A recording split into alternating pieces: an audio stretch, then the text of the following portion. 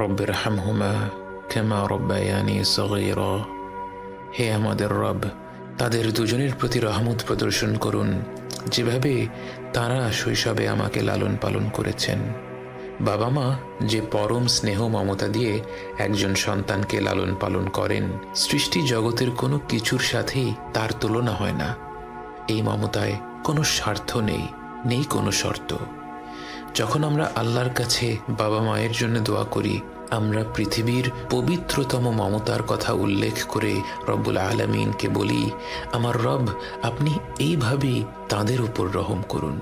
বাবা মায়ের জন্য এই দোয়াটি পবিত্র কোরআনের মাধ্যমে আল্লাহই আমাদের শিখিয়েছেন। অথচ আমরা যদি শুধু বলতাম রব্বিরহামহুমা, এটাও একটা সম্পূর্ণ দোয়া। এর অর্থ, হে রব, আপনি তাদের দুজনের উপর রহম করুন।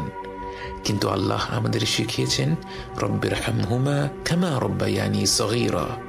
শৈশবে তারা কতটা স্নেহ মমতা ভরে আমাদের লালন পালন করেছেন এ কথা উল্লেখ করতে গিয়ে আমাদের মনে পড়ে যায় তাদের অজস্র আত্মত্যাগের কথা। এই পৃথিবীর বুকে আমরা ভূমিষ্ঠ হওয়ার আগে থেকেই বাবা মায়ের আত্মত্যাগ আরম্ভ হয়ে যায়। রাত পেরাতে গর্ভবতী মায়ের ঘুম ভেঙে যায়, যখন তখন প্রচণ্ড ক্ষুধা পায়, শরীর খারাপ হয়, বমি হয়। বাবাকে সর্বদা সতর্ক থাকতে হয়। গর্ভবতী মায়ের যখন যা প্রয়োজন সেটার ব্যবস্থা যেন দ্রুত করে ফেলা যায়। জন্মের পর থেকে বাবা মায়ের সময়সূচি বাচ্চাকে ঘিরেই গড়ে ওঠে। বাবা মা যখন হাত তুলে তাদের রবের কাছে দোয়া করেন, তার কতটুকু নিজেদের জন্যে আর কতটুকু সন্তানদের জন্যে তা তো কেবল আমাদের রবই জানেন।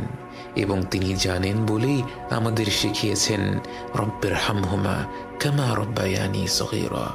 এই রব, আপনি তাদের দুজনের উপর রহম করুন যেভাবে তারা শৈশবে আমাকে লালন পালন করেছেন।